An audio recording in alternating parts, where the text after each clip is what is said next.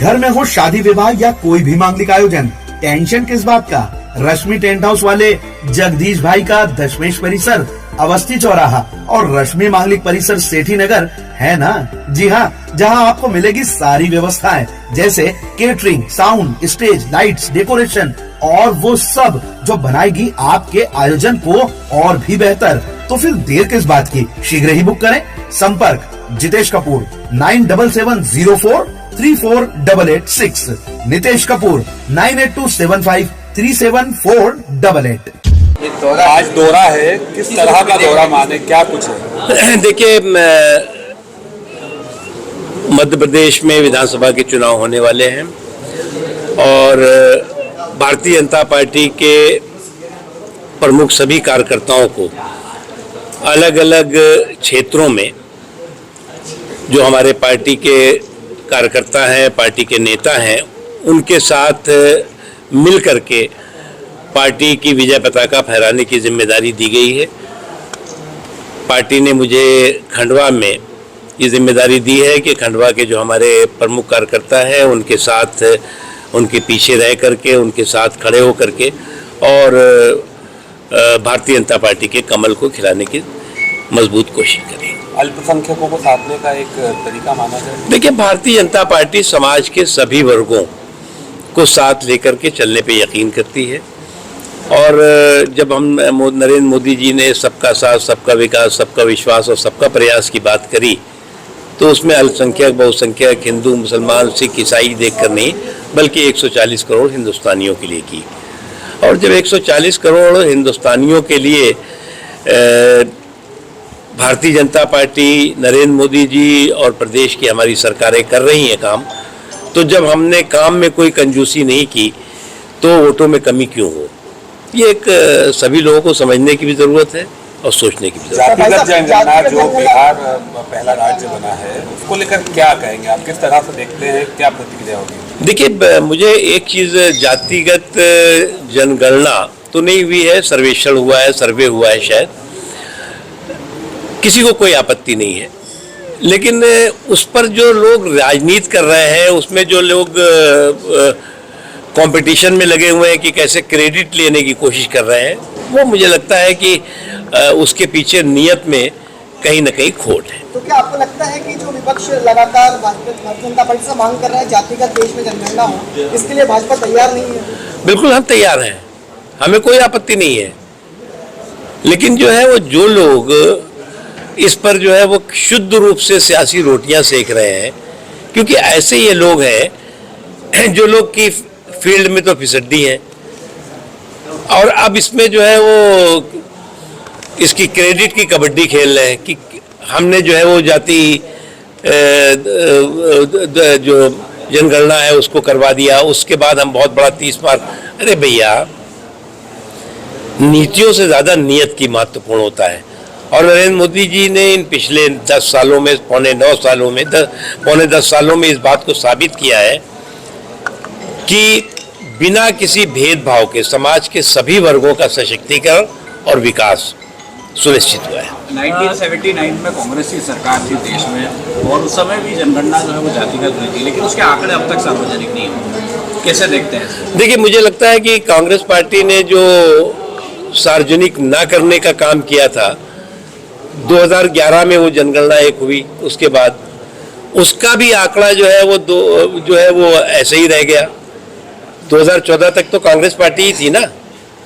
तो ये जो नियत है, इसलिए हमने कहा कि शुद्ध रूप से आप किसी एक मुद्दे पर लोगों के राजनीतिक शोषण के लिए उस मुद्दे का इस्तेमाल करें तो वो नियत में कहीं ना कहीं खोट होता है। कमलनाथ कह रहे हैं कि जो बीजेपी है वो भगदड़ जर्जर पार्टी हो गई है। देखो, ये लोग कभी कभी दिन में भी सपने देखते हैं। अब इनका जो दिन का सपना है वो क्या है कि मजबूत मोदी सरकार की जगह मजबूर गोदी सरकार बना दो।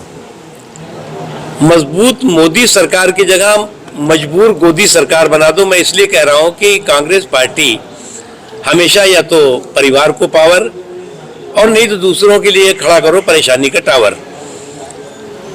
आज तक उसका इतिहास रहा है कि उसने या तो सरकार उसके परिवार की रही है और नहीं तो रिमोट से चलाते रहे। ये पहला मौका है कि नरेंद्र मोदी जी के नेतृत्व में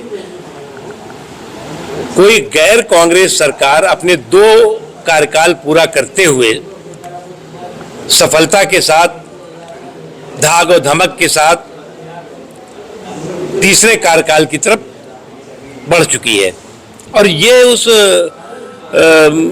जो फैमिली फोटो फ्रेम में फिक्स पार्टियां हैं और परिवार हैं, उनको ये डाइजेस्ट नहीं हो रहा है और इसलिए जो है हर दिन एक नए किस्से, नई कहानी गढ़ने की कोशिश कर रहे हैं।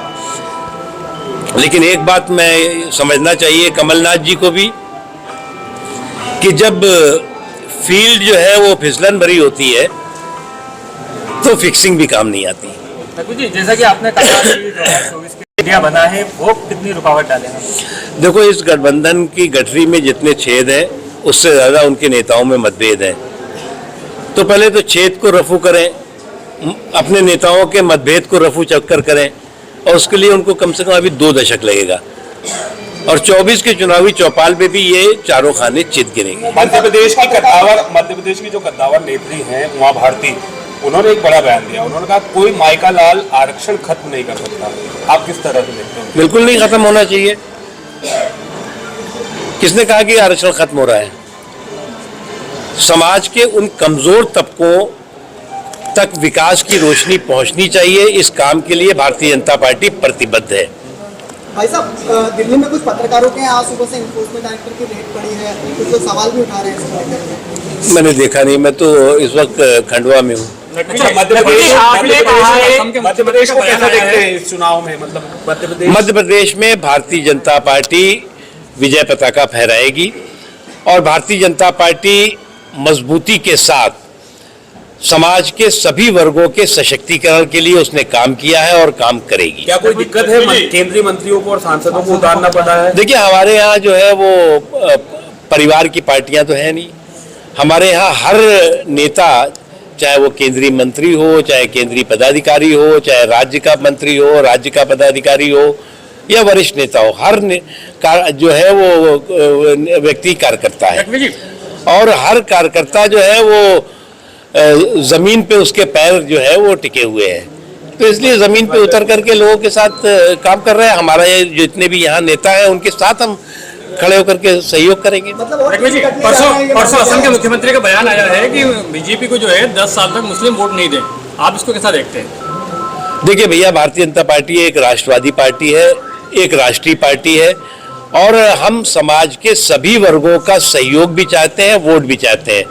जब हमने जो है वो समाज के किसी वर्ग के साथ काम में कमी नहीं की तो कोई भी वर्ग हमारे साथ वोट में कंजूसी क्यों करे? पार्टी के मुख्यमंत्री हैं, वो ऐसा कह रहे हैं कि वोट नहीं देंगे। मुझे उस पर और कुछ नहीं कहना है। सच्चर कमेटी की सिफारिशों के बारे में क्या कहते हैं? क्या लागू होना चाहिए?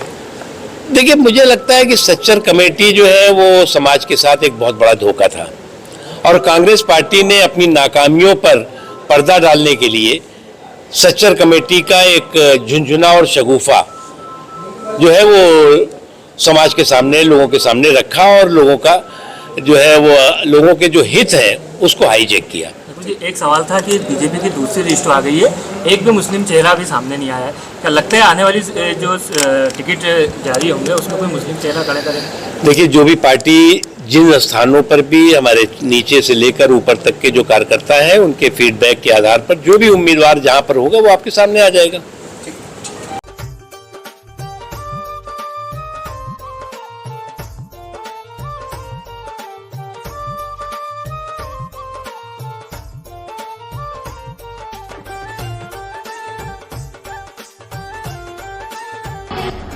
हर नारी की सबसे पहली पसंद स्वर्ण आभूषण, और जब स्वर्ण आभूषण की बात हो तो हमारे शहर का सबसे विश्वसनीय नाम सुभाष ज्वेलर्स, जिसे आपके प्यार और विश्वास ने बनाया है सबसे खास। खरा सोना आपके भविष्य की जमा पूंजी। खरा सोना मतलब सुभाष ज्वेलर्स का सोना। एक बार फिर हम तैयार हैं आधुनिकतम और सबसे नए स्वर्ण एवं डायमंड ज्वेलरी के साथ, और हमारा पता है सुभाष ज्वेलर्स, छोटा सराफा, श्री गणेश मंदिर के